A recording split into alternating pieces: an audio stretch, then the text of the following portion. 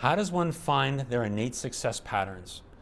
Really powerful stuff. So if you can think about from the standpoint as a young professional, and you're trying to figure out, I have certain patterns and changes that I represent in the world that are deeply meaningful to me.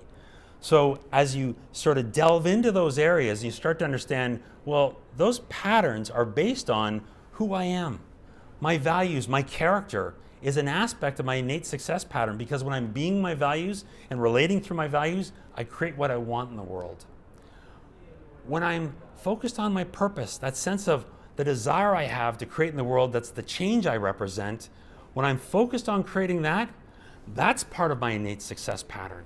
So it's doing our personal work and our values and our purpose, along with the natural way we create value, the phases we go through when we're creating by ourselves or creating with others.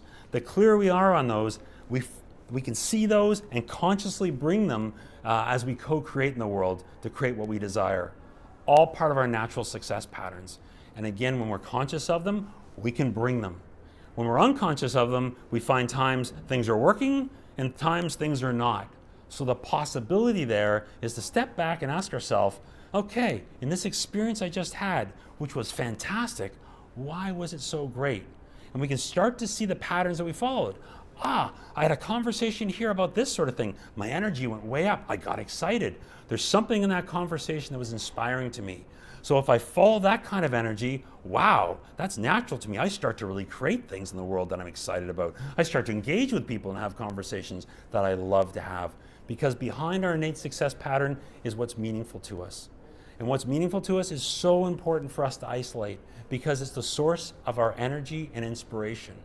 When we're inspired, we're curious, and we ask questions, we seek conversations, we want to see what's going on in the world, and we can't wait to find out more. And as a result, we become incredibly creative. We start bringing together ideas because we see possibility, or from challenge, we see possibility, and we start to then create in the world, and we come back to creating new, which is our way of being innovative, of how we create things that are new, because each of us, we love creating that new. Yes, there's parts of our days that are routine and everything else, and I'm a big fan of that, because each of us, this idea of structure creates freedom, structure is very important, but in our day, what are the things we can get inspired about and be curious about and create new things about that we get really excited, we have so much energy for, and we know that's going to make a difference in the world around what's meaningful to us.